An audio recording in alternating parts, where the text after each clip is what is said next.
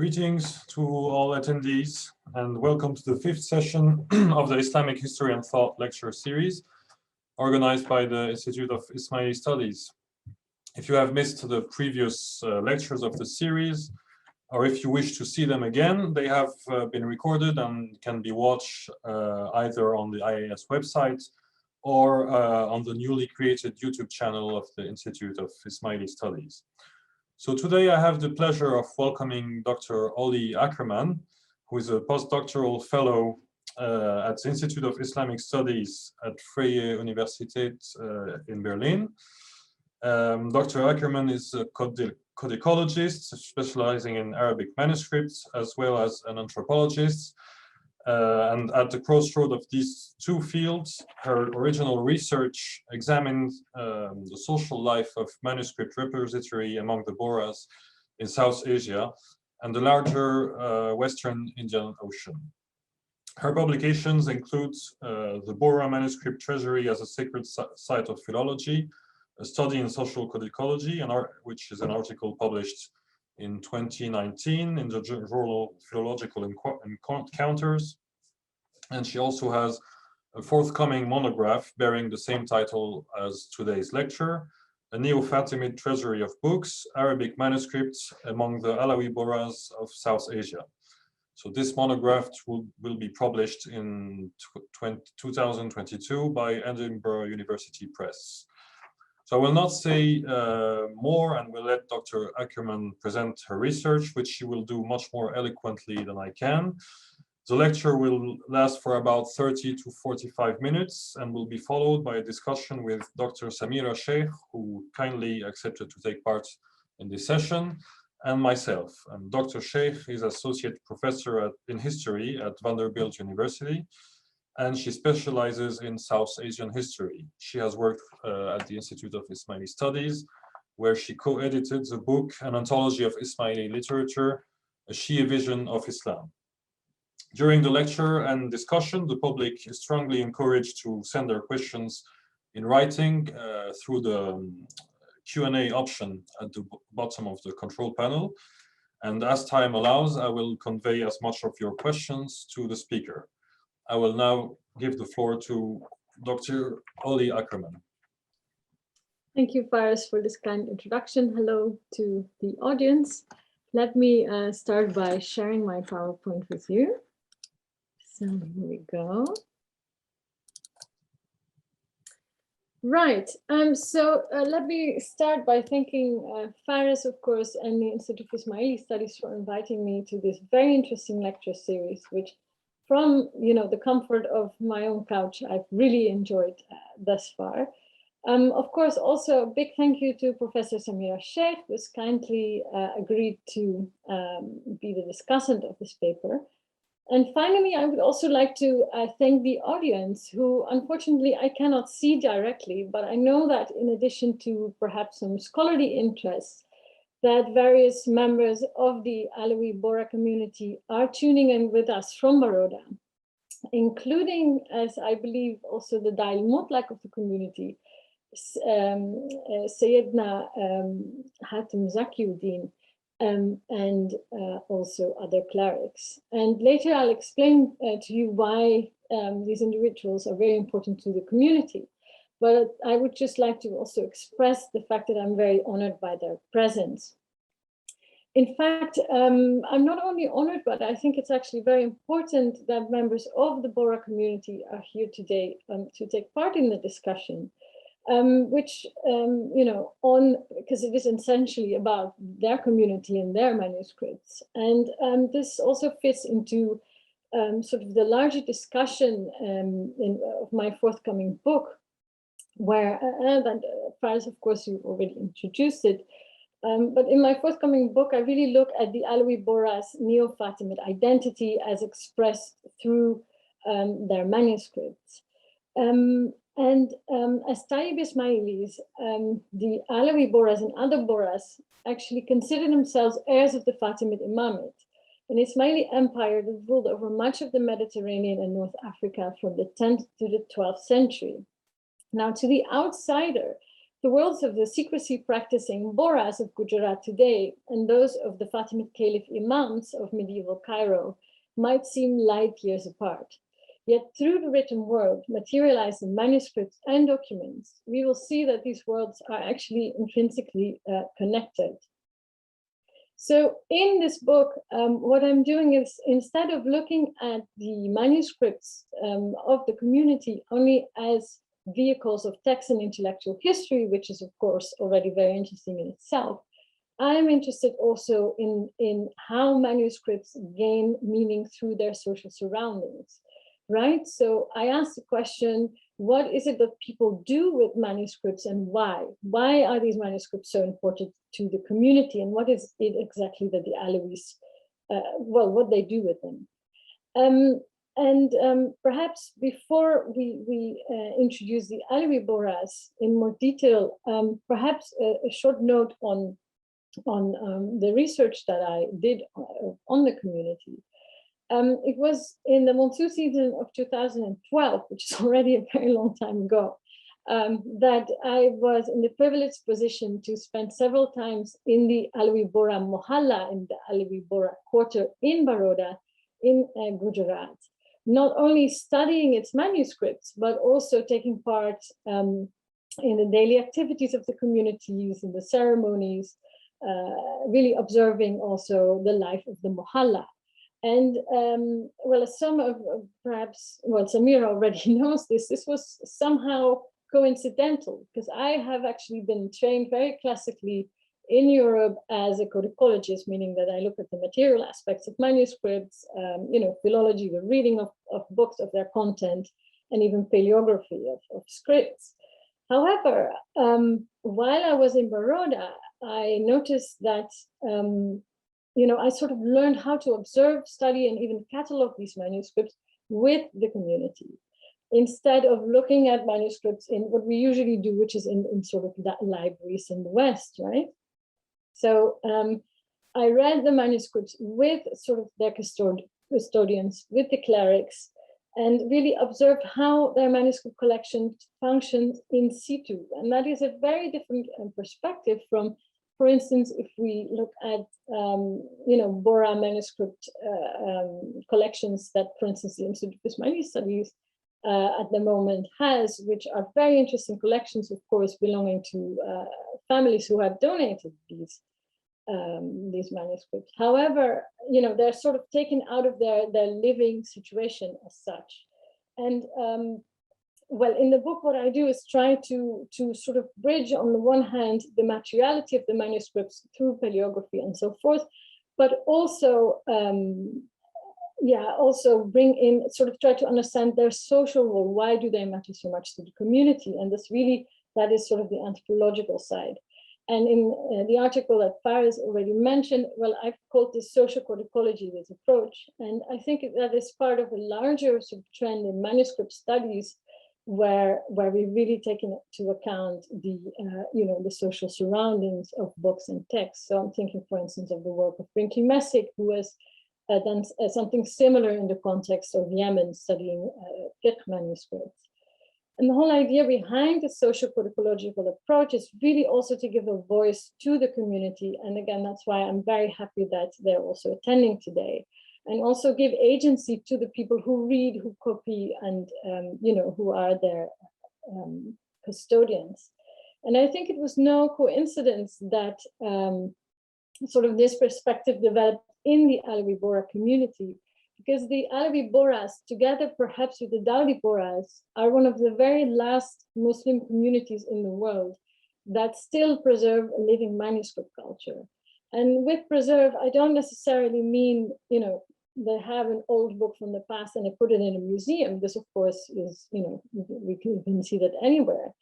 But what I think is unique about the Alawi Bohras is that they preserve a living manuscripts. They still copy manuscripts by hand. And these manuscripts are not just, stuffed away somewhere, but actually form a central, really a central role in the daily lives of the believers of the Mohalla, as objects of secrecy that cannot be accessed, as sacred objects that are venerated, and of course as carriers of the Ismaili doctrine. So in this talk, I would like to, well, obviously first I have to introduce the Alawi Bohra community, and we really look at what, well, I sort of call what it is that constitutes their Neo-Fatimid identity, right? What do I mean with the term, and so forth. And we really see how this identity today in the present is constructed, not only through manuscript, but all kinds of other practices as well. So that is sort of, first we look at the narrative of the community, how they see themselves, how they practice it, and then we dive into what I call, well, the treasury of books. And that's another note that I would like to quickly sort of throw in there. Well, the title of this talk is also called A Neo-Fatimid Treasury of Books. Of course, one, I think, cannot sort of study the manuscripts in this context without understanding the spaces where they are stored, and in the case of the Bohras, really enshrined also as sacred objects. And I've chosen to stay very close to the Arabic terms that the Bohras use themselves, which is khizānat al-kutub, which is actually, as we will see, also a term that somehow is linked to their Fatimid past. But I've chosen to stick with that treasuries of books, which is quite a literal translation, instead of using notions such as archive of library, which in the case of the Bohras do not apply, as sort of modern Western concepts of, for instance, a library where you can be a member of and you can borrow books there, or a state archive where there are documents that can be requested. That is not at all, as we will see, how the khizānat al-kutub works. This is not to say that this never functions. I mean, Marina Rustov has, of course, I think it was last year that she published a very impressive book on Fatimid state archives. I think in this context, it totally works. However, in context of the Bohras, I think we stick with khizānat al-kutub to really get also a better feeling of what this means and how it functions. So let us have a look first at, well, who are the Alawi Bohras and sort of where can they be found and so forth. So if we look at the larger history of Shi'ism, I think we can all agree that this is a history that is characterized by schisms, by bifurcations. We have many different groups, of course. We have the 12ers, the 5ers, and of course the 7ers or the Ismailis. But this group is much more diverse, of course, than just the Ismailis, right? So we have the Nizari Ismailis, who of course follow a living Imam as the Aga Khan, and then we have the Bohras. So the Bohras, and we will come to this in a bit, actually have a hidden Imam and follow a certain genealogy of Da'is, who are their vice regents on earth. So the Bohras, or Taibi Musta'li, Taibi Ismailis, as they're also known, they are, despite their extreme sort of links to, well, the Middle East and Fatimid Cairo, they're actually a contemporary Shi'i Muslim merchant community from Gujarat, consisting of approximately 1.2 believers. And well, we find Bohra communities all over the world, but mostly in South Asia and a lot across the larger Western Indian Ocean, East Africa, the Gulf, but of course also we have communities in Europe and in North America. Right, so let's have a look at where these three Bohra groups, where they are. So what you see here is a map of India, and the largest Bohra group there, the Dawoodi Bohras, who have their headquarters today in Surat and in Mumbai, and well, I've sort of made a blue circle there. And they consist of roughly 1 million believers. And again, I think this question of looking at the history through the lens of bifurcations, actually, that discussion is not so far away, because the Dawoodis recently had a schism within their community themselves. But we leave that aside for now. The second Bohra community, or the second biggest Bohra community, are the Alawi Bohras. If we see sort of the red circle, who have their religious headquarters in the city of Baroda. Now, I should note that today, actually, the city is called Vadodara, but the Bohras still refer its older name, Baroda, which is why I also stick to this. And this community, which is of course the community that we focus on today, consists of around 8,000 believers. And most believers actually live in Baroda. And then finally, we have the Alawi Bohras in Hyderabad. That's where the green circle is, and they are the smallest community. And what is fascinating is that all these Bohra communities, despite the fact that they follow different lineages of dais, that they sort of share the same past, they read the same books, and they have the same sort of what I call Neo-Fatimid practices, and of course share a manuscript tradition in khizānat all over South Asia, where this unique Isma'ili manuscript tradition is still preserved in a way. So as I said, each of these Bohra groups or dawas, actually the word for community that the Bohras use is da'wa, which is quite complex, and I would be happy to discuss it later, but let's just stick with da'wa. The three dawas follow separate genealogies of spiritual leaders known as the dais. And royal in social status and considered almost infallible spiritually, the dais are the absolute sovereigns of their community in the absence of the hidden imam. So if we go to the next slide, we see a portrait here of the Bohra sacerdotal royal family, which was taken during Muharram in 2012. And I use the term sacerdotal royal family here because on the one hand, this genealogy it is a genealogy of scholars and clerics who trace back sort of their genealogy, well, indirectly, well, to Yemen and also Fatimid Cairo. But at the same time, they're also seen as royals in a way. And I think that this idea of sort of royalty among the Bohras is a really interesting phenomenon that definitely awaits further study. So who do we see in this picture? The gentleman sitting to the left is the late Dai of the community, Tayyib Ziauddin, and the gentleman sitting to the right is the current Dai, Hatim Zakiuddin. And next to them, we have the individuals who are next in line to the throne of the community. Actually, that is the Mazum Sahib, who is not in this picture. Then to the left, we have the Muqassir Sahib, and then to the right, the Ras al-Hudud Sahib. And why do I explain to you sort of all these terms and names? Because what is fascinating is that these hierarchies, clerical hierarchies, well, first of all, they're Arabic terms. I now pronounce them a little bit different, but they're Arabic terms that we find back in various Fatimid treatises that actually, well, the Isma'ili Institute has, of course, been editing over the last couple of years. And that is definitely, in fact, a fascinating link in a way. That's sort of the hierarchy of the dawa. And later we can discuss, again, the term dawa can mean different things, but that still continues to exist. So that's one example. Right. So if we, oh, I see something has gone wrong here. Ah, yes. So here we have a slide of a gathering in the mosque in Badri Mohalla, which is the Bohra quarter in Baroda. And what we basically see here is we have the Dai seated in the middle, and then around him is sort of the royal family, and around them the Mu'minin. And here again, we see an interesting reference to the Fatimids, because the Bohras, at least Bohra men, they all wear white. So they wear a sort of a white shalwar kameez and a white golden topi.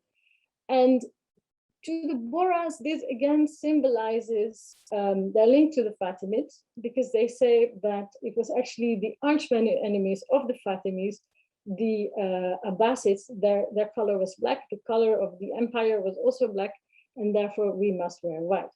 Now it's interesting because one can of course say, well, a lot of these things are modern inventions, reconstruction of identity.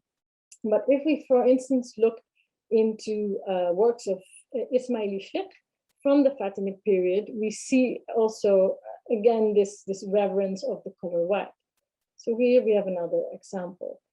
Now, of course, the Bohra community does not only consist of men, but also of women. And actually, the women of the community play a very active role in sort of the religious daily life of the Mohalla. And their sartorial practice is a bit different and I think very interesting. So all Bohris, also the Dawdis, and I think to a certain extent the Sulaimanis, all Bohri women wear the rida, which is a very colorful garment consisting of a cape decorated with lace and a skirt. And while wearing this outfit screams Bohra, right?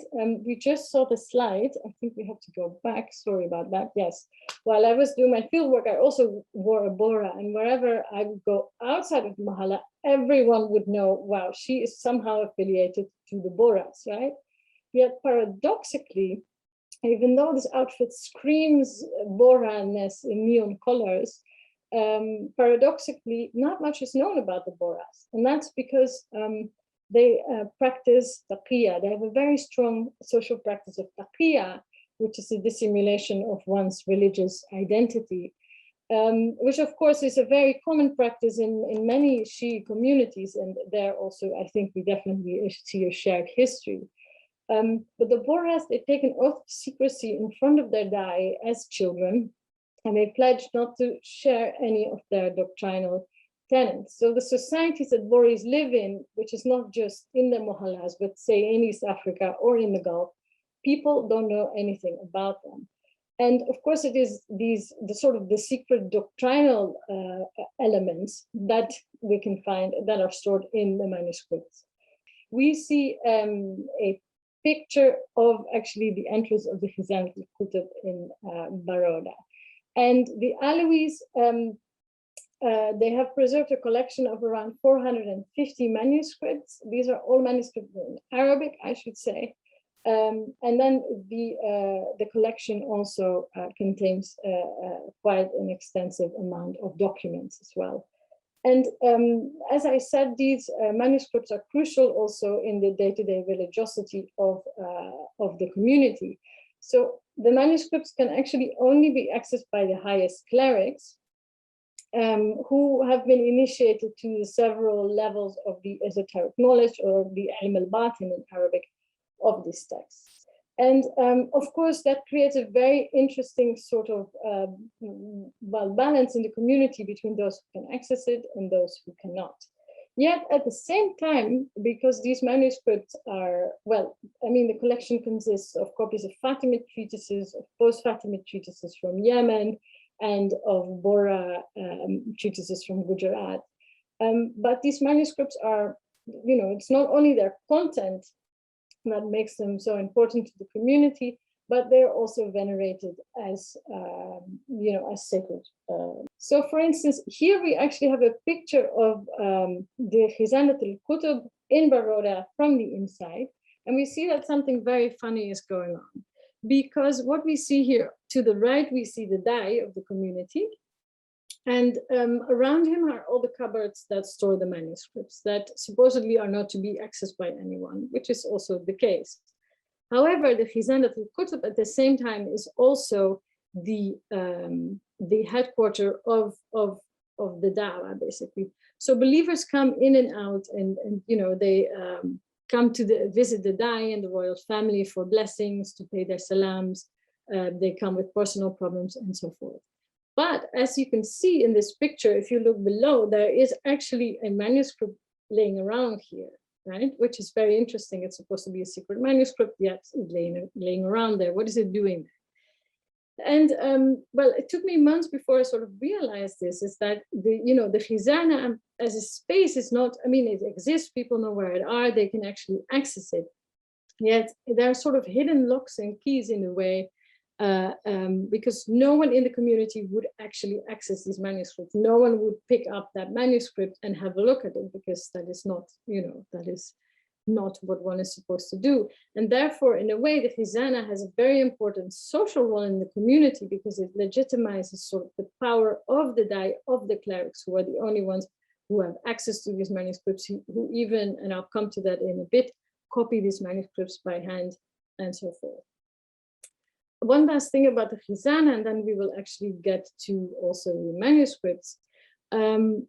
the term khizānat al-kutub, as I already said, is an Arabic term. And again, this is not coincidental that the Bohras use this. The Dawdis also use this term. It is, in fact, another link also to the Fatimids. And this is not only something that the Bohras themselves say, but if we, for instance, look at the monumental work of Geoffrey Kahn, who has worked a lot on Fatimid documents, in several documents, he also came across the khizānat al-kutub as sort of as it was sort of referred as the library of the Fatimid Caliph Imams. So that is quite an interesting sort of thing. Right, let us go back. Right, so I just want to make a small sort of intervention in my talk in a way, because, you know, now I've mentioned a lot of this is Fatimid in the Bohra community, and this is in the manuscripts, and there's so many Fatimid aspects there. However, as I said, the Bohras are also a mercantile community from Gujarat, and I don't know where this slide has gone. It was a problem with Apple, and I'm very sorry. But a part of the Alawi Bohra identity is, of course, also the fact that they're Gujaratis who eat thalis and, you know, the traditional Gujarati dish of sharing a plate. So it is very interesting to sort of observe, in a way, their multi-layered identity, right? And it is also fascinating to see what the Alawi Bohras sort of flag out and focus on in their identity, and you know, really like to sort of bring to the forefront this idea of we are heirs to the Fatimid. Whereas, of course, there are many traditions, and I have written a whole chapter about this in the book, you know, that are not necessarily or at all, of course, related to Fatimid Cairo, but, you know, are embedded in you know, the South Asian context. However, if we look up the Wikipedia page of the Alawi Bohras today, what do we see? We don't see Bohri ladies in the Rida eating a thali. No, the first picture actually that the Alawis have selected for their page is actually, as I have marked here in red, a picture of the Al-Aqmar Mosque in Cairo, which is one of the most famous examples of Fatimid architecture. And I think, you know, that is somehow very striking as well. And it's very odd. And again, I'm sorry that there's a wrong picture here. But if one would enter the Alawi Bohra Mohalla in Baroda, one of the first signs one gets to see is a sign saying Fatimi General Store. And this is actually not the place where one would read Fatimid text, but actually where you get your ice cream from. And while I was in the community, you know, when I was in Baroda, I never thought about this too much because I just took everything in. But then when I traveled throughout South Asia and East Africa, I suddenly saw like popping up all these references to the Fatimids also in the other Bohra communities. So here, for instance, we see the crest of what they call the Dawdi Fatimi Mohalla in Pune. That's quite interesting, right? It's written in Arabic, Fatimi Mohalla. Then when I traveled to East Africa, and I know there's some people in the audience who are actually from Kenya, which is why I added this picture, the Dawdi Bohras recently constructed a new mosque, which has very striking Fatimid architectural features. And I don't want to talk too much about architecture, but, you know, if we look at the older Bohra mosques, which can be found all over the Western Indian Ocean, they were made of wood. They, you know, had courtyards built around sort of a mandala plan. They had a completely different outlook. And it is actually Paula Sanders who has worked a lot about sort of what she calls this revival of Fatimid architecture among the Bohras. And she's actually the first person who coined this term as Neo-Fatimid within the context of architecture. However, I saw so many links to the Fatimids through manuscript culture, through book culture, and the khizānat in the Alawi Bohra community that I've sort of extended this term to sort of the whole identity of the dawas, of the dawa. So what do I sort of mean with the Neo-Fatimid in their context? The Alawis claim what I call a distinctive Neo-Fatimid identity, as we have just seen expressed through their communal politics, architecture, and material culture, but also through the practicing of the Isma'ili knowledge system, Sharia, the usage of a Fatimid Misri calendar, and clerical hierarchy. The most striking space, however, in which a Neo-Fatimid identity is negotiated is through the realm of manuscripts and the sacred spaces in which they are enshrined, as I already mentioned.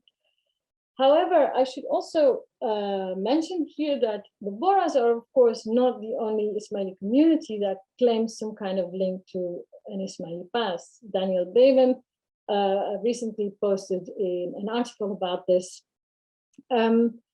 And I think that's why it is really interesting to discuss this topic at the Institute of Ismaili Studies. Because whereas other Ismaili studies, such as the Nizaris, claim the geological link to the Fatimids through the presence of a living Imam in the post-Fatimid world, the Aga Khan, and express their link to a Fatimid past through the restoration of Fatimid architecture in Cairo, for instance, a heritage diplomacy and academic institutionalization, the Bohras legitimize their Neo-Fatimid identity through their living manuscript culture in Arabic.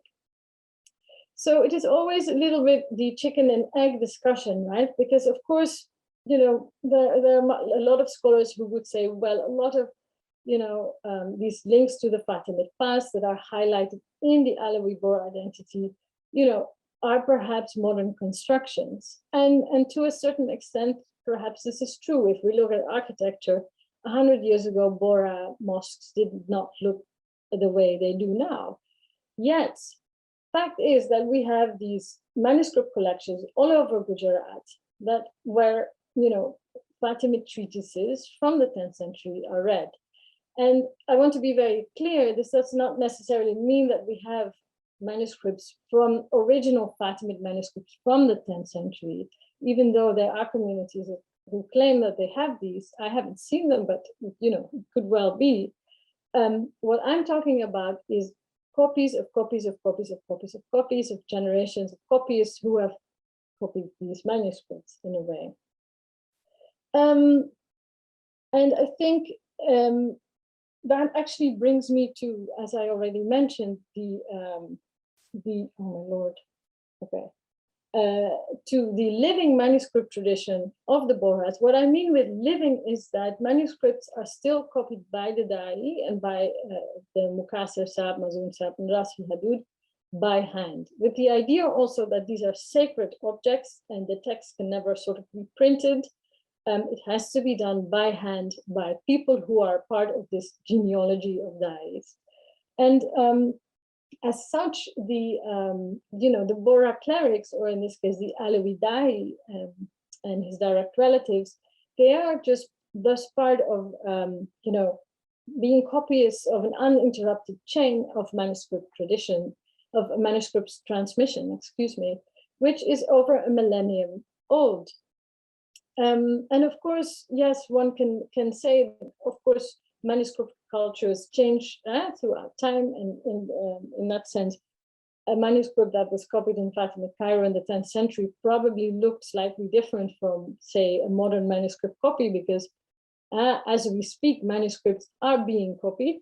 However, at the same time, this is quite a unique phenomenon. Because of course, other Ismaili communities certainly also have very interesting manuscript traditions. However, perhaps with the exception of the Ismailis in Salamiyya, I have not come across any Ismaili community that still copies Ismaili Fatimid treatises by hand in Arabic. So that leads us to the question, can we speak of a lost Fatimid khizānat in Gujarat? Of course, if we were to follow the narrative of the community, yes, absolutely. And I think also that's very important. Yet I would like to sort of explore this a little bit, also by looking into the documents and manuscripts that I came across in khizānat. Right, so let's have a look at that. Right, so, okay, we finally have a slide that is proper. So if we look at the the narrative of the Alawis, how they sort of, sorry, a painting fell down, how they situate themselves in this uninterrupted chain of manuscript transmission, that brings us back to the 12th century. In fact, the Bohras also refer to themselves as Shi'i Isma'ilis. And the community claims that it was actually before the fall of the Fatimid Empire, which fell, of course, in the 12th century. A small group of Ismailis actually already had sort of split up from the Fatimids and had established themselves in Yemen. Now, Yemen in this period had always been a sort of a stronghold of Ismailism. And for a very long time in Yemen, the Ismailis had, were supporting the Fatimid Caliph Imams. However, it was in the 12th century, right before the fall of this empire, that a small group of Ismailis splits up from Fatimid Cairo, following a different lineage of Imams. And the story goes that, so they followed an Imam called Imamate, who was at that point still an infant, and he was taken out of Cairo to Yemen. Since in Yemen also, the political situation was very unstable, the story goes that Imam Tayyib went into Sata, which means he went into seclusion at an early age. The community of his followers, who would call themselves Shi'i Isma'ilis, actually continued to exist even after the fall of the Fatimid Empire. And it was the sort of highest missionary officer, who was at that time also called the Da'i, who became sort of the vice regent of the Imam Tayyib, who was in hiding during that time.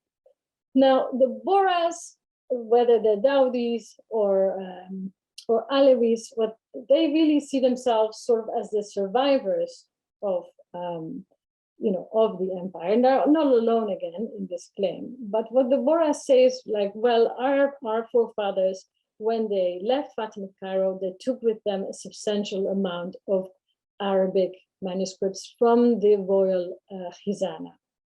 And of course, in the Bohra narrative, this is like a very fixed canon in a way that then was expanded, in the Yemeni period. Samir Tabusi has also investigated this claim in his PhD, which he wrote a long time ago, and he said, sort of the transfer of books must have must have happened in a much more haphazardous way. It's not clear which literature, actually arrived in Yemen, what was selected, and so forth. But the fact is that, well, we still have Yemeni copies of these manuscripts in Indian libraries, or I should say khizānat, not in libraries. So something must have traveled from Fatimid Cairo to Shi'i Yemen. And it was in the new social reality of Shi'i Ismaili Yemen that this body of manuscripts was actually reworked, preserved, and recopied over generations and generations. And let me just have a quick look at the time. Yeah. And Faris, how much time do I still have left? 5 to 10 minutes, if that's fine with you. Perfect. Right. So, as I said, so from the transmission from Fatimid Cairo to Shi'i Yemen is perhaps not documented as well. However, there are sources that document the travel from Shi'i Yemen to India, which again, if you look at this map, I have marked this here with these arrows, which describe this in much detail. And these sources are very fascinating. One of them is called Qaratis al-Yemen, which is a collection of letters, not written by one person, but it's actually of several decades of letters between the Shi'i community in Yemen and the community of Bohras, as they were called, who already existed at that time in Gujarat. Because the Fatimids has already converted many local merchants, centuries before that. So there was an Ismaili presence at the time already. And the interesting thing about this letter is actually that it describes in detail how manuscripts traveled over the Indian Ocean in between continents. And thus far, Yemen in this period has always sort of been described as, the center where the headquarters were of the dais and where the khizānat were, and Gujarat was the periphery. However, the letters also showed that actually this was not correct, and that very often Yemeni clerics would ask the Bohras for manuscript copies and for them to be sent. And now, at some point in history, in the late 16th century, due to actually manuscript looting, khizāna lootings, and destructions by the Zaydis, the Shi'i Isma'ilis are forced to move overseas. So their headquarters are moved to Gujarat. And sort of to wrap it up very briefly, in Gujarat, we see again several bifurcations, which results in the fact that today we have these three Bohra communities. So this body of text that actually arrived in Gujarat from Yemen, then of course also a bit later became dispersed between these different libraries. Now, something that I'm not discussing in this presentation, but interestingly, officially these communities today are not in contact with each other. However, of course, they're all trying to sort of finalize their collection. And so they're asking, like, do you have a copy of this manuscript? Do you have a copy of that? And in a way, that tradition, I think, is a very ancient tradition that we can sort of trace back, because that's exactly what the clerics were doing between Gujarat and Yemen at the time. So, Qaratis al-Yemen, it's not much more time to talk about it, but that's what my coming project is about, really looking at how can we trace the mobility of these khizānat over the Indian Ocean. Right, then the final point, I talked a lot about the manuscripts in the khizāna, but there are a lot of documents also present in the khizāna. Again, there we find a lot of links to the Fatimids, both in terms of the materiality of these documents, but also in their social usage and their terminology. And for those of you who are interested, I can send a link of an article where I describe this in more detail. So let me come actually to the conclusion of this talk. So the question of Neo-Fatimism among the Bohras, and I focus on the Alawis, in parallel to and in competition of other Ismaili communities, awaits further research into sources and institutions, both inside and outside the Bohra khizāna. I am actually very excited to see that there at the moment is, really a new generation of very young PhD scholars who are looking at this question. I think there are a lot more studies on the Bohras, and I hope that in a few years we can also talk about Bohra studies, which at the moment is still a rather small field. As I mentioned throughout this presentation, the point of my book is not to sort of prove every claim made that is a link to the Fatimids. As I said, the Bohras, all Bohra communities and the Alawis in particular, their identity is multifaceted as Gujaratis, as Indians in South Asia. However, it is what the Alawis have chosen to emphasize and flag as significant that I just argued, as Neo-Fatimids. And that is something that also perhaps has changed over times. In other words, the articulation of their Isma'ili religious identity has by no means been static or fixed throughout history. Future research on the articulation of the Bohra's religious identity and the precise dynamics of the Neo-Fatimid turn, if you can call it that, comparable to work on the South Asian Khoja followers of the Aga Khan, for instance, will enable us to better trace the roots of the Bohra's Neo-Fatimid claim. This problem, however, is of no direct relevance to the people of Badri Mahalla and Baroda. The Fatimid general store that I mentioned earlier is simply the place where one gets kulfi ice cream on a hot monsoon afternoon, while the Dai and the clerics uninterruptedly continue the copying for books, what they call their jihad for books. To them, their khizānat al-kutub is and always has been a Fatimid treasury of books in Baroda. Thank you very much. Thank you very much, Dr. Akkerman, for this wonderful presentation. Just before I give the floor to Dr. Samira Sheikh, I wanted to say to the audience that if you have any questions, please send them in writing through the Q&A button at the through the Q&A option at the bottom of the control panel. And I see that some of you have started doing this. So I will first give the floor to Samira Sheikh and then ask some questions and convey those of the audience. Thank you. Thank you, Samira. Thank you, Faraz. It's a privilege to be asked to share some thoughts on this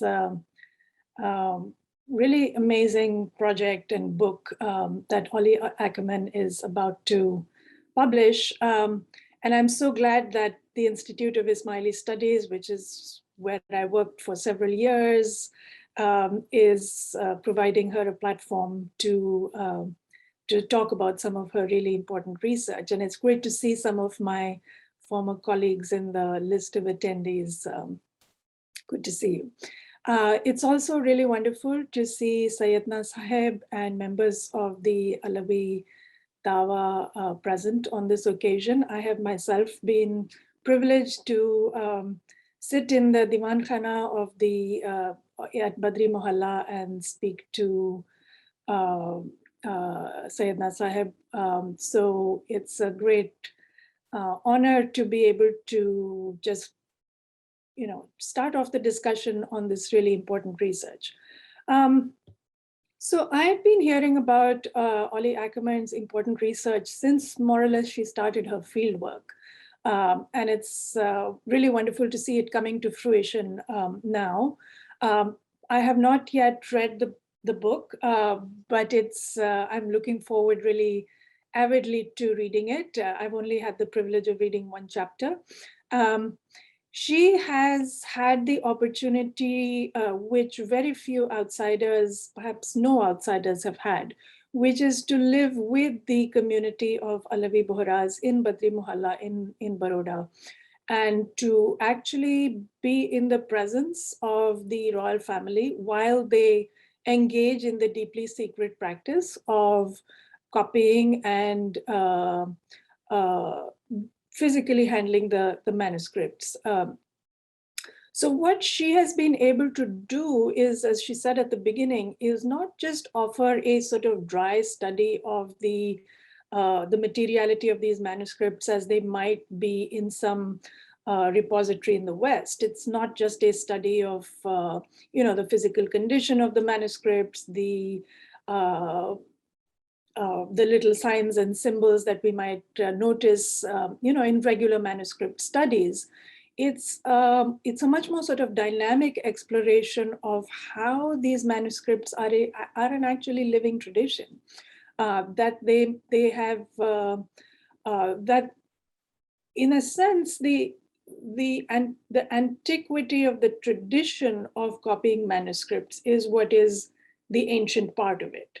The actual manuscripts are physically transcribed and retranscribed over the generations by the family, thereby keeping a physical bodily connection with the Fatimid past. And I think that is a very important and different way of retaining a relationship with the past. After all, the texts that are passed down over generations are, of course,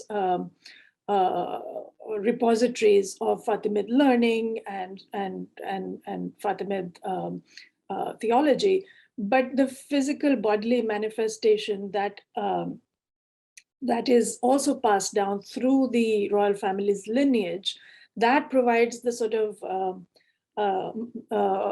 the physical bodily, the embodied connection to the past. And I think that's such an important way to think about the ways manuscript traditions are passed down. The the manuscripts themselves are important as artifacts, but they are also a connection between the leadership derives its authority in a sense from their custodianship of the manuscripts and their authority to be able to retranscribe them and to make them available for the next generation. So as Olly was speaking, there were a few thoughts that came to my mind, and I was just going to raise them in the form of comments or questions. And Olly, you should feel free to either tackle them or not. They might also gel with some of the questions that are coming from the audience. But I thought there were a few things that that I just wanted to sort of point out. And these come also from my my research on Gujarat, which I have been doing now for several years, but also my very impressionistic and uninformed understanding of the way the Alawi Bohra community has functioned. And as I said, I have been privileged to be in those rooms that you showed in your photographs, but I'm no expert, and I have very sort of outsider's understanding of the processes. So one of the most interesting things that you brought out with your photograph of the ice cream shop, as it were, was to think about the visual impact of Arabic in India, in Baroda, in Badri Muhalla in particular. And I'm going from sort of large to small here. So, and this is something I have thought about ever since I did some study of 14th, 15th century Arabic inscriptions in Gujarat. And the meaning that they carry, both for people who are able to read and understand and fully comprehend the meaning and the signification of the words, but also of their esoteric meaning in some cases, but also the larger impact that has on signaling the community's presence to outsiders. Right. So in this case, what we've got is that the Alawi community signals its allegiance through various means. So one of those is, as you showed, the wearing of the white Fatimid, the white outfits that are signaling Fatimid allegiance, although they might be cut and and might have a sort of Indian cut to them. There is the wearing of the rida by the women, but there is also this really importance of the public presence of Arabic that signals, okay, now everybody may not be able to comprehend what's going on, may not be able to understand that this is the Alawi community's signaling, but they're certainly able to understand that, well, these are Muslims, maybe that they are Bohras. And of course, for the members of the community, this is important signaling of a Fatimid or a Neo-Fatimid lineage. So I was wanting you to talk a little bit more, perhaps, about how Arabic functions within the sort of multilingual space of the community itself. So it's of course a in the written tradition, in the manuscript tradition, of course, it has this great importance. But as you showed us, it's also got this public importance as being a way of signaling the community's presence and also allegiance to its membership. So the relationship between written Arabic manuscript tradition, and the sort of multilingual Gujarati, Hindi, English environment that all the community members inhabit. Perhaps that would be interesting to hear you speak about. The other more specific question was a little bit to tell us a little bit more about the relationship between the genres of texts that are copied and transmitted within the literary tradition. So we've got, of course, some of the important Fatimid texts that are carefully retranscribed by the royal family. And as you showed us, that you were able to experience that that process as well. But is that true of all the Arabic texts in their collections? For instance, what about the divan written by recent Alawi dais, for instance? Are those transcribed in the same way? Are they subject to the same protocols of secrecy? Is poetry treated in the same way as sort of as Fatimid theological treatises? So perhaps you could talk a little bit about that. What about copying practices in more specific details? So for instance, I know that the actual content of the manuscripts is of course secret and should remain secret. But how does the community deal with, say, the possibility of mistakes and human error that might come in the process? How are those issues controlled and directed? And finally, I'm really intrigued by the question of secrecy. As you show us that, of course, this is a deeply secret tradition, and it has to be so in order for that sort of relationship with the past to be maintained, of the esoteric nature of the text to be maintained within a very specific and very demarcated number of people. However, as you said, there's also this the open secrecy, right? The manuscripts might be visible to other community members. They might be visible in the cupboards that line the divan khana.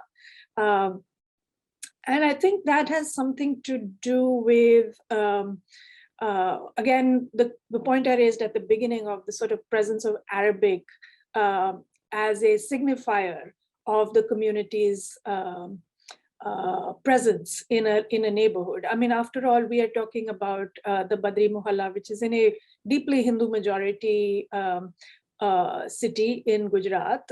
We are talking about a community that is also outnumbered by Sunni Muslims in Baroda itself.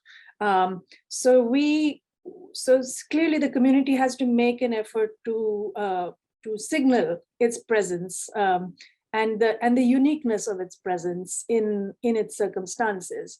And that's where I'm wondering whether there is a sort of dynamic relationship between the avowal of secrecy and the actual practical availability of these secret documents to members outside the royal family. That that there is a signaling that they exist, and they have to be seen to be existent, right? In order for that sense of belonging to be reinforced. And perhaps you could talk a little bit more about that. I'm going to stop there, but thank you for this wonderful introduction to your book and your really important research. Looking forward to the book. Thank you so much, Samira. These are all very, very important points, and you're absolutely right. The question of language within the space of the Treasury of Books, of the Mohalla, the community, and even within the city of Baroda, in a way, how do the Bohras sort of portray that? Let me start by answering your last question about secrecy, because unfortunately there was not a lot of time in the presentation left to talk about it, even though it's such an important practice within the community, but also vis-a-vis sort of the Bohras in the outside world. So I mentioned the term taqiyya, the dissimulation of one's religious identity. So that's one layer of secrecy where one, of course, doesn't talk to outsiders about your doctrinal beliefs. But then there is a second sort of inner communal layer of secrecy, I would say. That's how I describe it, which is indeed the fact that these esoteric manuscripts are only accessible by a few initiated scholars. And if you're not one of those initiated scholars of the royal family, then you will never have access to those, right?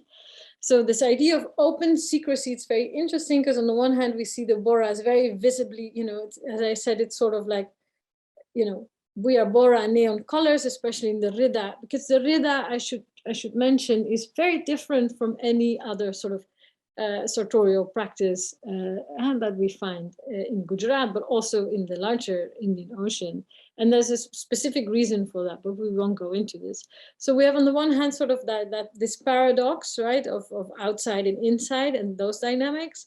And then at the same time, we sort of what seems like a paradox we have in the inside. So those who cannot access and who can access the manuscript. And I think you're absolutely right. It's also about signaling or even sort of claiming space claiming a spot in the public space, right, of we are Bohri. And I think this is happening more and more. I think that's why it is exactly sort of this revival of Fatimid architecture, which we also see now, not just, across the Indian Ocean, but we see that in Mumbai, for instance, right, where huge complexes have been built.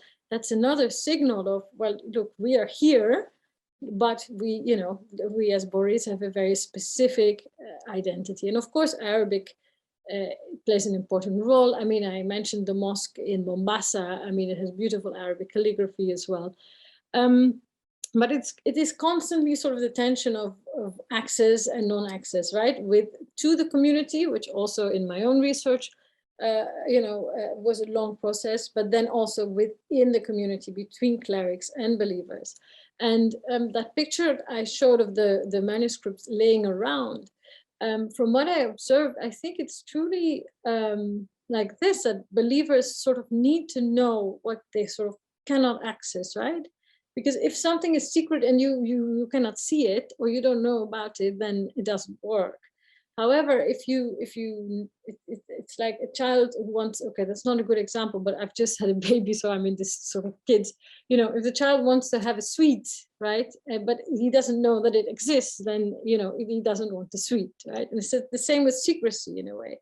So I think believers, when they visit the Dai, but even when they go to ceremonies, they need to see these manuscripts. So for instance, I went on ziyara, on a pilgrimage with the Alawis to Ahmedabad, which is where we have the biggest Bohra graveyards, and all the Dais are buried there. And to my surprise, the Dai actually took with him a very secret scroll, which was not supposed to leave the khizānat, right? But he took it in his handbag and he brought it with him. And this scroll was sort of publicly revealed in the Musafir Khana, which is sort of the inn where all the Alawis stayed during their pilgrimage. And, during a very emotional speech about sort of the different bifurcations of the communities, this scroll was actually taken out. And of course, no one was close enough to actually read it. And also it was, as you say, in Arabic, which is not necessarily accessible to all believers. However, the fact that this sacred artifact was present there, was taken out of the bag and was showed for just half an hour, and then it went back into the bag. That is exactly, I think, how it works in a way, and that's also how you, I guess, maintain a secret tradition. Because, as I said, even as secret objects, these manuscripts play a central role in the life of the believers. So it's about lifting a veil, lifting the tip of a veil in a way, but not too much, right? And that's how, of course, well, this legitimizes, as I said, the power, the position of the clerics, of the Dai, and so forth. But in my monograph, answering your second question about the status of Arabic, this is very fascinating, because in my monograph, I have sort of described Arabic sort of as almost a language of secrecy, because Bohras learn Arabic in the madrasa. However, this is Quranic Arabic, and this is to only a certain level. But sort of the sociolect of the community is known as lisan al-da'wa, which is a very interesting language. I mean, it's the language of the da'wa, which must have also historically gone back to this period when the Isma'ili missionaries tried to convert people in Gujarat, right? So it's a mix of Gujarati, of Urdu and Arabic. And it's written in Urdu script, but actually it has a lot of Gujarati influences. So that's what believers, what they read when they read religious literature that is not necessarily esoteric, but more exoteric, for instance, on law, or how to pray, or how to go on ziyarah. This is all in lisan al-da'wah, and that is within the community sort of a language that is accessible to all. But then again, outside of the community, this is something that people don't understand because it also has a lot of Arabic. So it's a very multi-layered system of usage of languages, and yes, but the esoteric manuscripts, they all contain classical Arabic, and I think many of us know that that is not easy to read, and therefore only accessible to the clerics. And yeah, when it comes also to the genres of texts, I think I answered it a little bit, but specific languages also are attributed to specific genres of texts. So as I said, the esoteric ones are in classical Arabic. We have lisan al-da'wah, but for instance, the marthia, sort of the poetry that is recited, remembering the death of Imam Hussein, that is often also performed in Urdu. So, and of course, it's all perhaps, it makes sense because Urdu is also a very important language, of course, in Muslim South Asia, but it is a very sort of multifaceted, yeah, I mean, you could just write a book about the languages used in Badri Muhalla, right? And yeah, that also goes, I guess, for the visual importance of Arabic, which, yeah, has sort of also been claimed by the Bohras. Does that answer your questions, Samira? Your great questions, yeah? So thank you, both of you, Samira, for your comments and questions, and Olly for your answers. And I did have a question on this topic of the manuscript that is laying there, as you said. So I was going to ask, what is the status of this manuscript? And you covered this by saying that it is charged with spiritual prestige, one could say. Is it sometimes, the other question I had about this manuscript is it sometimes replaced, or is it always the same book that lays there? And can you say what book it is? And does it lay there only for prestige purposes, or is it sometimes useful to the Dai to consult, for example, in his rulings? Or yeah, that would be my first question. I have a lot more, and the audience has a lot more, so we'll come to that. All right, Faris, thank you for this question. Well, actually, I have to disappoint you. In this case, the manuscript that was laying around on the floor was not the most exciting Batini manuscript. It was actually a copy of the Da'am al-Islam, the Pillars of Islam, written by the state Qadi of the Fatimids. Here we have the link again, Qadi al-Nu'man. However, I think it's very good that you mentioned this. The fact that this manuscript is laying there is not, that's sort of the beauty of how this works. It is not like put there with a lot of thought. That manuscript that day was laying there because the Dai at that point was consulting it, right? Because I did not mention this, I think, but all Bohras still practice Fatimid law, right? And this is basically the main manual of Fatimid law.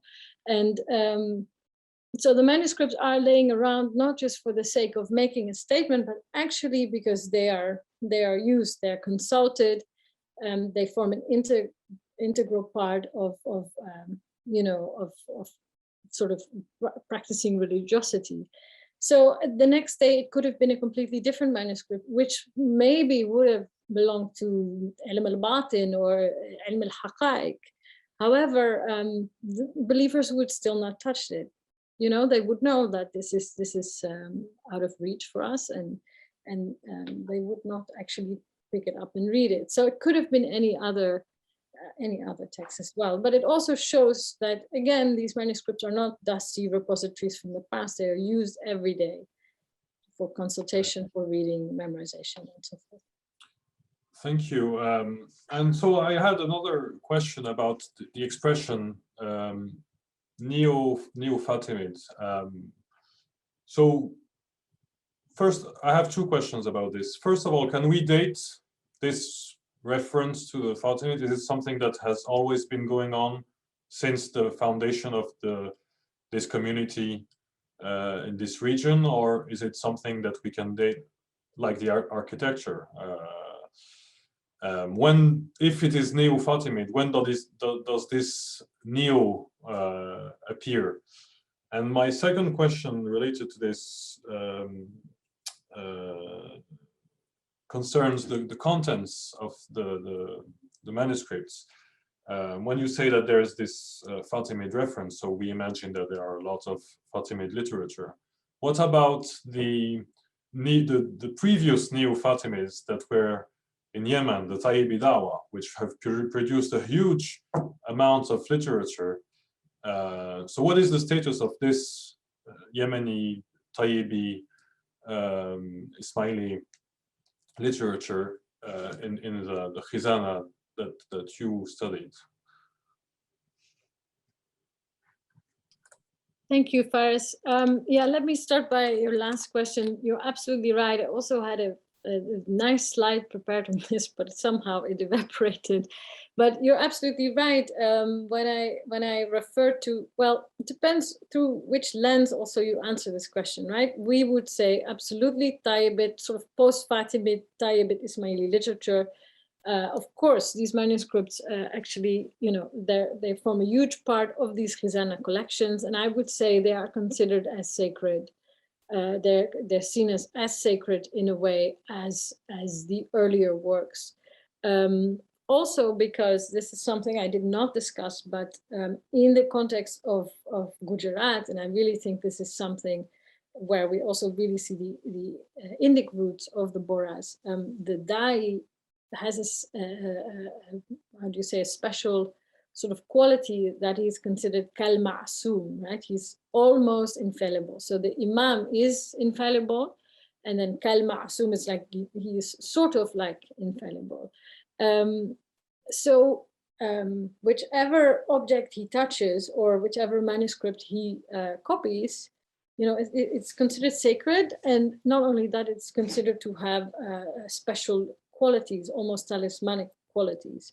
So any manuscript copied by a Dai within this entire sort of transmission history is considered a sacred object. And therefore, I would say they have sort of almost the same sacred status. Now, interestingly, we would talk about these different periods, right? Post-Fatimid and Tayyibi, post-Fatimid. But to the Bohras, and this is also what we see in their literature, in other historiographical works, to them, the Tayyibis are Fatimids. They're sort of a continuation of the Fatimids, right? So there's no distinction. So if I would really stick to their interpretation, I mean, they would still, you refer to themselves as Fatimids and not Neo-Fatimids in a way. But I make that distinction because I do feel like it's good to have a distinction between, say, 10th century Cairo and, say, 2021 Gujarat. But your second question, yes, when did all of this start, this Neo-Fatimidism? Was it always there or not?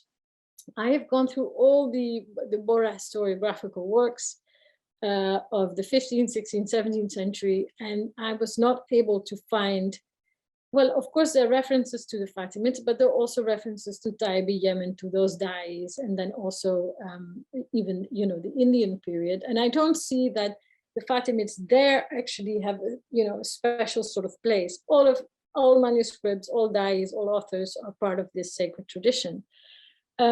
It is my suspicion, and that's also what I write in the conclusion of my book, that sort of this idea of we are Fatimids and not Tayyibis, because they could have also called themselves Tayyibis, is a more modern development. I think we can trace it, of course we can trace it in the architecture, but I think we have to go a little bit more back. And I really, that's why I said in the conclusion of this talk, just as now we've had a lot of scholarship about the Khojas in the colonial period and the Aga Khan and the establishment of authority as well. it is my suspicion, and I've also discussed this with other scholars, like for instance, Vinit Gupta, who is here, who will work on the same question, that you know, in this context where, for instance, the Aga Khan, he has also made this link, of course, as living Imam, his genealogy goes back to the Fatimids. This is something that we've, you know, that especially came up in the colonial period. And it is my suspicion that the Bohras in a way responded to that, because these communities don't function in a vacuum, right? They're all together. But as I said, more research needs to be done. And ironically, I had access to the entire library of or the entire collection of the Dawa, but not to actually the colonial literature on this. So that's for the future. Thank you for your answer. Actually, I was going to ask on this whether this was related to a certain debate that occurred at a certain time, but which in that case, which debate and which time. But you have given some hints of this. So I will now convey a few questions of the audience.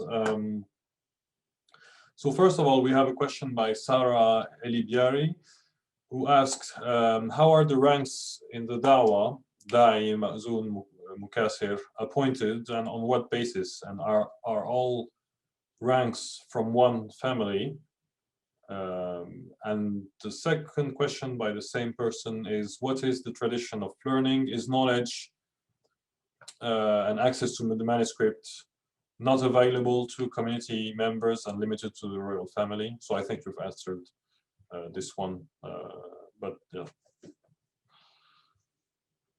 Thanks, Faris. Yeah, that's an excellent question. The ranks of the Dawa, how are they appointed? So I'm now speaking for the Alawi community, because in the Daudi community, things, you know, are a bit different. So the Da'i, Mukasir Sahib, Rasul Hudud Sahib, and Mazun Sahib are all part, first of all, of the same family, right? So it's very often that, you know, the Da'i, for instance, the late Da'i, actually, he was the father, and the oldest son was the Mazun Sahib, and then the second oldest son was the Mukasir Sahib, and so forth. And well, it is fascinating how are these people appointed? I have written an entire chapter on this, because this goes via the concept of nas, which is again an Arabic term, which again also we find in Fatimid sources. It's basically what always, you know, whenever there are schisms, there's always a conflict about the nas. So that's sort of the divine designation of who should be the next in line of the throne. According to the tradition, it's basically through divine revelation that when a Da'i, and I think it was the same with the Imams, to be very honest, that when a Da'i was sort of, you know, towards the end of his life, he would get ilham, like a sort of divine inspiration from God, who should be the next in line of the throne. And interestingly, that's why I mentioned documents. Well, this of course causes all kinds of problems, because if you don't write that down, then when this person deceases, you know, there are all kinds of conflicts, and that leads to bifurcations, which is why within the community, there are scrolls, there are documents, and we can trace those to Yemen and even further back, which are known as sort of nas scrolls. So those are like, you know, written rolls on which the Da'i would write down the name of the Mansus. So the Mansus is the person who you know, the nas is bestowed on. Well, within the Alawi community, we still have those scrolls. And it's fascinating because both in terms of the way they are used, because the idea was that traditionally or historically, whenever the new Da'i would be appointed, people would go outside, unroll the scroll, which is literally the stories that we also know from Fatimid Cairo, right? The scrolls are unrolled, and someone, an assistant of the royal household, proclaims sort of out loud, this is the name of the next Da'i. So that's how it works. However, this obviously caused a lot of problems, as we, for instance, have seen now in the Daudi community, where we just had a schism because members of the families also said, well, actually these scrolls are falsified and so forth. So in the Alawi community, it is less complicated because it is usually transferred from father to son. But the practice still exists of those scrolls. And just as I said, when I went on ziyara to Ahmedabad, it was one of those scrolls that were also shown. So they have a very important ceremonial function in a way.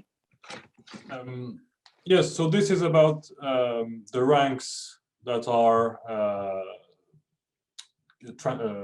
I mean, the appointments through Nas. What about ranks that you can access through initiation? I mean, are there such ranks? And this is, I think, the sense of the question that I just asked, the relation between learning knowledge and the fact that it's within a certain family or open to other. Yeah. I mean, there's a hadith that is to find in Fatimid sources and Tayyibi sources, where the Imam Jafar al-Sadiq says that the religion is 7 ranks, 4 that are from us and 3 that are not from us. Or sometimes it's 3 that are from us and 4 that are not from us. So what we understand is that the 3 that are from us those are the ranks that you cannot access through initiation. They're divine election. But the other ranks, these are accessible through proper initiation. So, I mean, are there such ranks in the? That is super interesting that you mentioned this, Faiz, because that is exactly sort of sounds like these ranks, right? So exactly. So the first 4 ranks, the Dai, and those other 3.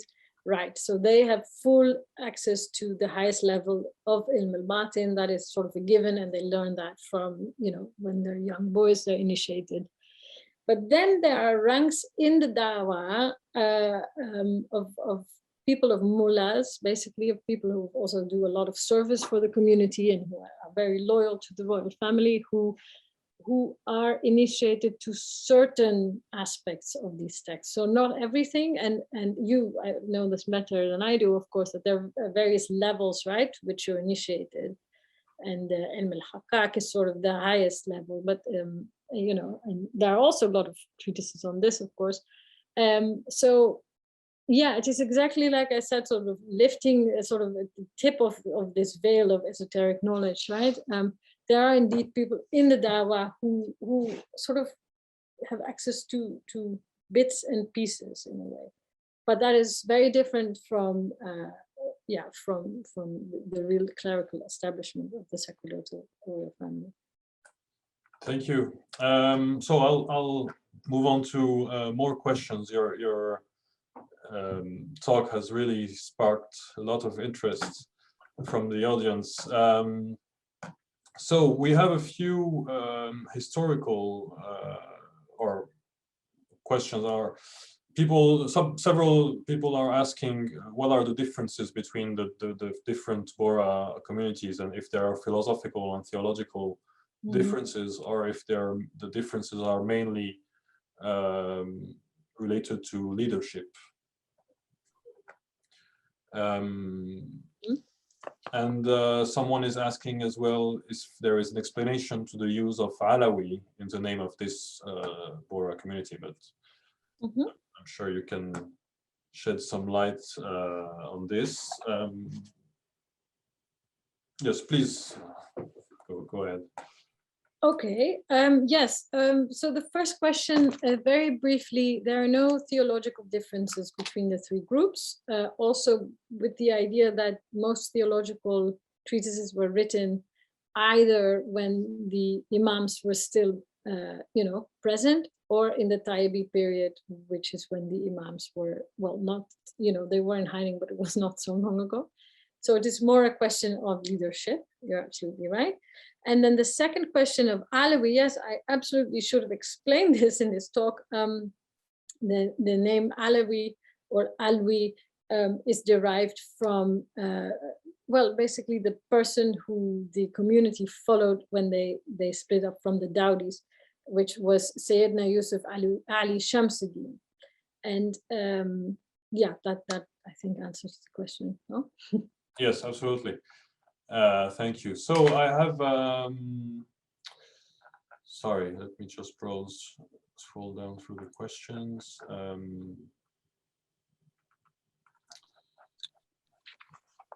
So we have question by Omar Ali Unsaga, who is academic administrator of the Quranic Studies Unit here at the Institute of Ismaili Studies.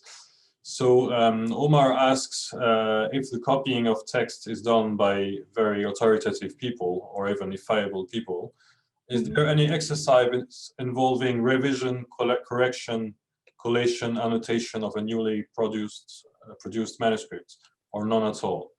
And Omar has a second question asking also, when manuscripts are recopied, are comments added in the margins?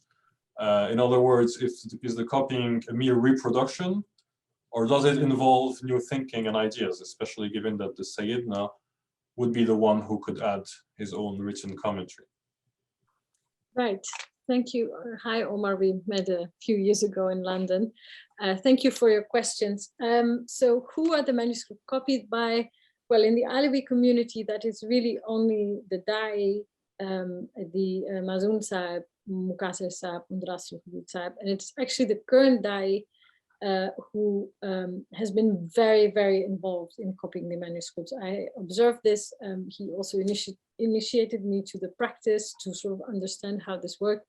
And I think he sort of dedicated his entire life to really recopying sort of almost the entire khizānat, which is necessary because in the climate of Gujarat, manuscripts, they fall apart very easily. The question of revision and collection, yes, absolutely. So, I mean, Samira actually somehow also touched upon this question, and I'm sorry I never got to answer it. What do you do when you make a mistake, right? So between these four sort of sacred clerics, in a way, I mean, I call them sacred because they have such a special status in the communities. They also read and revise each other's manuscripts. And what is interesting is, because I can sort of guess where your question comes from, within the Bohra community there, or within the khizānat, there is not the system of an ijaza, right, where you sort of get it's sort of a seal from your master in a way, saying, this person has transmitted the text properly. But in a way, the Da'i is the person who does this. And he does this with all the manuscripts that are copied. Now, in the Alawi community, as I said, it's only very few people who do this.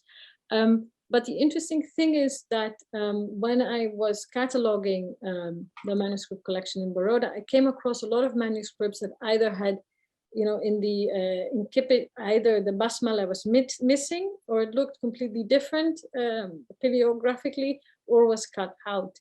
And then we sort of reconstructed that previously, sort of instead of putting an ijaza in the manuscript, because why would you put an ijaza actually if you know that it's only very few people who copy these manuscripts?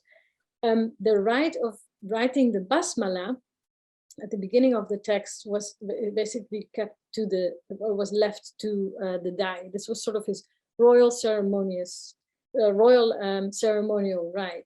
So that you would copy the manuscript from beginning to end, also write a proper colophon where you mention the asr, so the reign of the Da'i at the time, but you would leave the space of the basmala open. And the basmala would then be sort of in very beautiful bookhand, be written, or in sort of in a very calligraphical way placed in the manuscript. And that was sort of the stamp of approval in a way. So the Da'i from head to toe would be present in the manuscript, as he was mentioned, in the colophons, as well as in Kipit.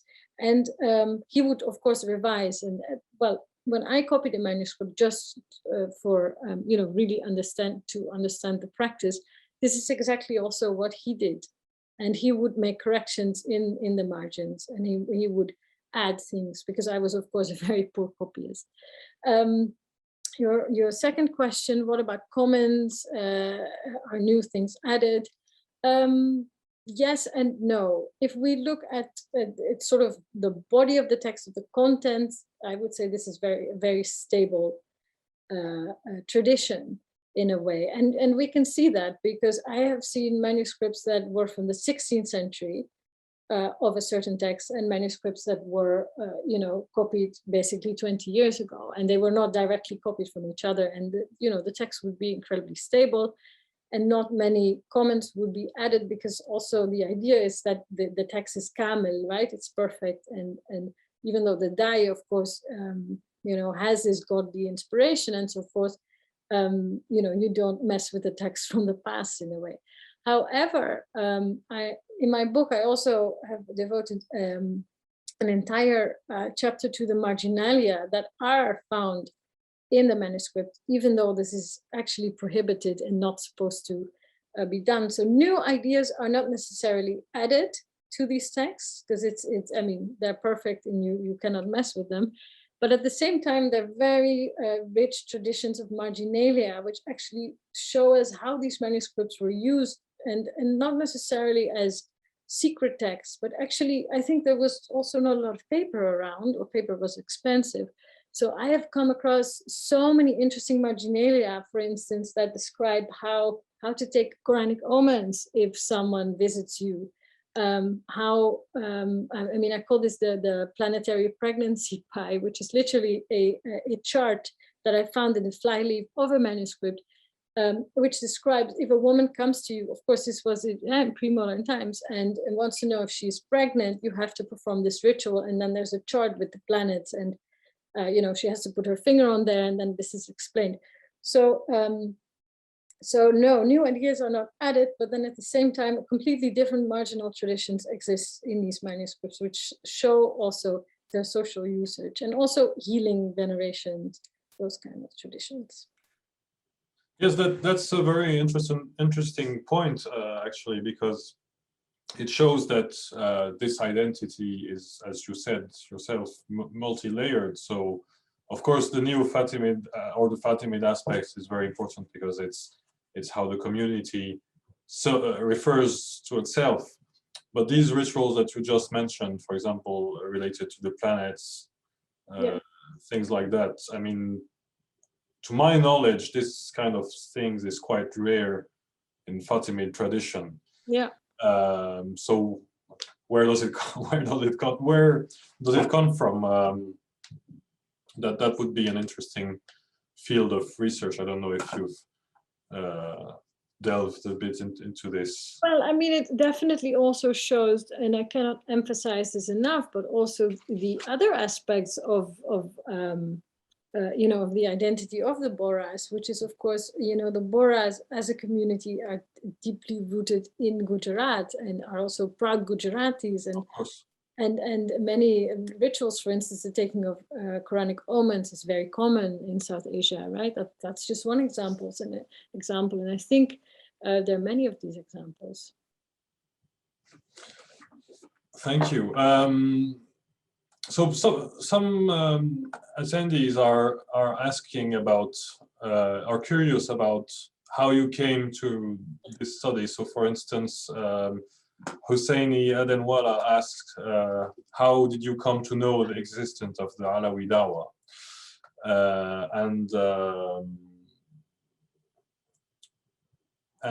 Amin Rahmani asks, while cataloging, what were your primary motives? And how do you determine the place, the date and place if not given? Oh, when studying the manuscripts. Yes.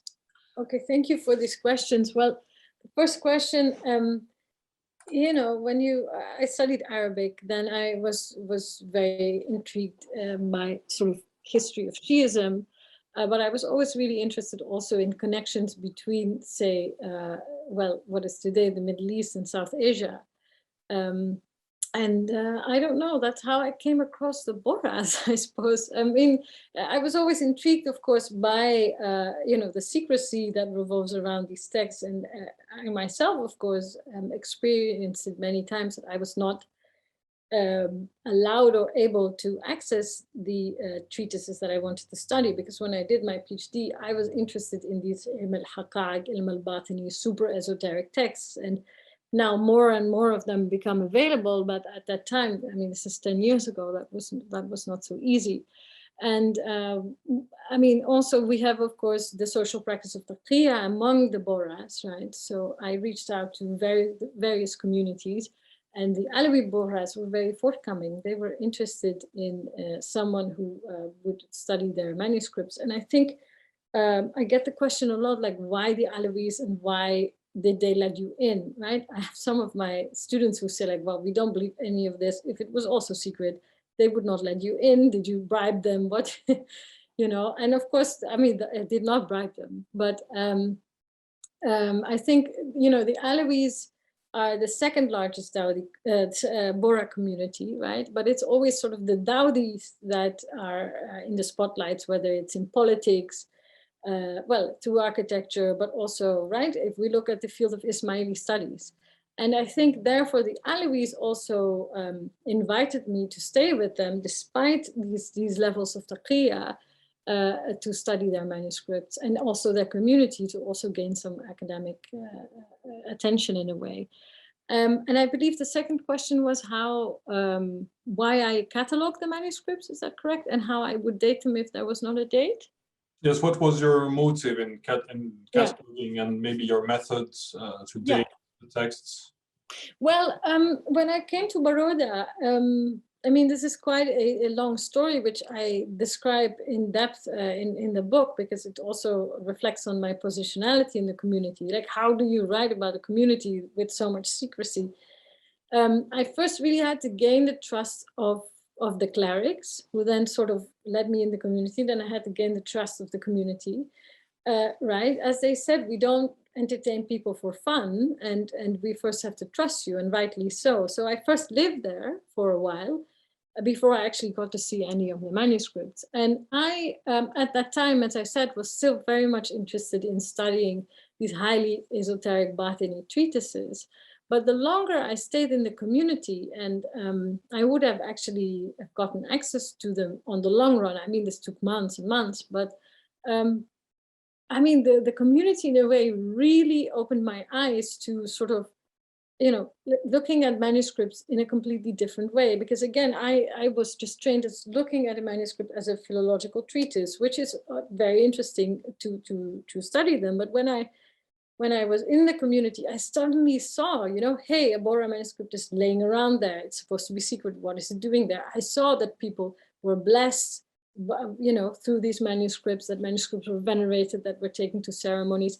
And suddenly I realized, without a community, there is no manuscript tradition, right? And that's how I sort of became more and more interested in actually what is the social importance of these texts. Now, of course, the community or the clerics also had their interests, right? I mean, it's nice that this you know, scholar from Europe is visiting us, but, you know, I also wanted to do something for them, and also, you know, they also had their interests. And, you know, I've discussed sort of this whole transmission history from Yemen to India as if it happened like that. But, you know, Gujarat has a monsoon every year, which is super humid and disastrous. It's the worst climate for manuscripts to survive. It really is a disaster. I mean, I've seen termites and plagues and whatever. Like, you know, these manuscripts basically, after a few years, fall apart. And therefore, I think for the clerics, you know, they were really, it was like urgent for them that someone would catalog these manuscripts, someone who would trust, you know, who they trusted, and also to make sort of an inventory of what is really there. Because I said, it's very common among these Bohra communities that there are these bifurcations, right? As one just happened in the Dawoodi community. And also manuscripts then become dispersed, khizānat become, you know, one part of the khizānat goes there, one part goes there. So I think it was very important for the community that their collection was documented. And to me, this was a wonderful opportunity, of course, because that gave me access to all the manuscripts of the khizāna, literally all of them, and the documents. And also, I think, gave me sort of the opportunity to, you know, also give something back to the community, and therefore this catalog is really something that I prepared for the DAI, and it won't be published. It's really, yeah, for the community. So this catalog, you said it won't be published, and I suppose because of the secrecy surrounding the contents, exact contents of the contents of the khizānat. So someone in the audience who remained anonymous asked, in today's time, many people use the internet and would have access to digital copies of Fatimid works, such as those of Qadi Nu'man. Would that influence the sacredness of such works? And where does the sacredness lie? Is it in the contents of the manuscripts or their originality? And I think you've made the point that it's the object in itself that has some sacredness. But it's true that it's a good question, I think. How does the community react to the publication, the growing number of publicly available publications of these Isma'ili texts? Because maybe also the attitude has changed over the years, because apparently in the 1950s or 60s, a book, the Kitab al-Kashf, was published, and the Dawoodi Dai of the time ordered its destruction. So, but it was nevertheless distributed, and it has reached us. And I wrote my dissertation about it. Of course. But so yes, how does this? How is this apprehended by the community? No, it's an excellent question, and it's actually also something I've been thinking a lot about, because I think COVID has really sort of speeded up that process even more, right? So I also get talismans from the Dai on my WhatsApp, right? And you can also sort of ask, what about the sacred materiality of this talisman? Does it still work when it's online? But in this case, absolutely, it's absolutely true that, of course, some of the highest esoteric texts are available and are being published and are available online. But I think there is a difference. Well, first of all, as of course you know, Faraz, better than I do, that these texts are incredibly difficult to understand, right? They were written not in modern standard Arabic, so you have to have a certain, well, knowledge, first of all, of Arabic, and then of classical Arabic. And one can really understand when you read them that, you know, this reading went along with several, you know, rounds of initiation, because, you know, I've tried to read several of them in Baroda with the Dai, and it was a disaster. I mean, my Arabic was, you know, obviously not good enough. It's a very difficult text to read. So that's one thing. And I think also the Mazoon Saab once said it very beautifully, like you can read the text and you can even understand the Arabic.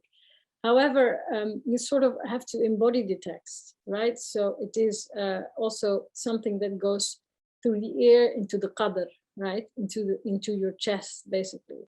So you can just read it, but if you're not initiated to it, and also, for instance, if you have not memorized it, because part of reading is memorizing, right? That's something we don't do anymore, but the whole idea is you embody the text by memorizing it, and only then you can copy it. So there are different ways of reading in a way.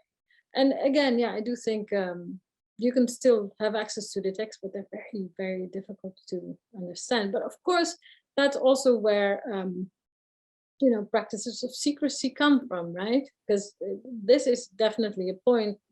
Text can easily be misunderstood. And, you know, like, especially in a climate of sort of like Wahhabism and whatever, things can be misinterpreted. I mean, that is, of course, really, really a problem. But I mean, still on this matter, how do you think, would the community react to academic inquiry on the text, you know, since you're not allowed to share the catalog? I suppose that you're also not allowed to use these manuscripts for a critical edition of a certain text, No, right? no. But what if the text is already published and out there? Yeah. So That's a, yeah. well, I mean, typically, Yeah, no, I understand what you mean. Yeah. for the case of the Kitab al-Kashf, which has been edited twice, Mm-hmm. 2 available manuscripts that anyone can access. Yeah. And there are lots more of manuscripts of this text in private libraries. Yeah, of course. Yeah. So what if the matter was to, you know, improve the existing editions, which are very problematic and are filled with mistakes? The interesting thing is that you would be surprised that actually many of these editions, including also the editions of the Institute of Ismaili Studies, they all end up in the khizānat in Baroda.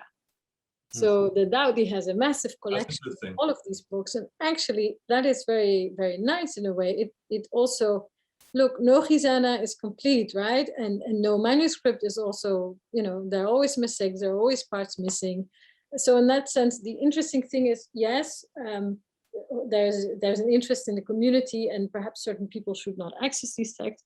But at the same time, they're also a very helpful tool, actually, for the clerics to maintain their collection. And that's a very interesting interplay between academia, community, and the community in a way. And yes, you're right, certain texts are being edited. However, I mean, I would still not do that because I took an oath, right? No, I wasn't talking about what you would do, but how no, I know the community would yeah, how they would respond. Well, there is definitely great interest, of course, in these texts, absolutely. And of course, I mean, go on any sort of online database, you can download them. But I think there's a difference still between understanding them and sort of having access to them, right? Right. Well, thank you very much. I think we're reaching the end of our session. I will just have 2 more things to say.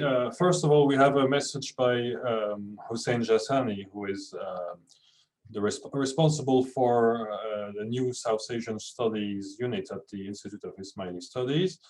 So Hussein Jassani says that Dr. Daftari and him visited the Alawi Dai Mutlaq and their library in Baroda in 2007, and that they were extremely generous and showed them their manuscript collection. And he says that with the establishment of the South Asian Studies unit at the IAS, we hope to work very closely with the leadership to bring more invaluable resources to light for the academic community. And that he has been in touch with Sayyidina Sahib, who has always been generous and kind to offer his support.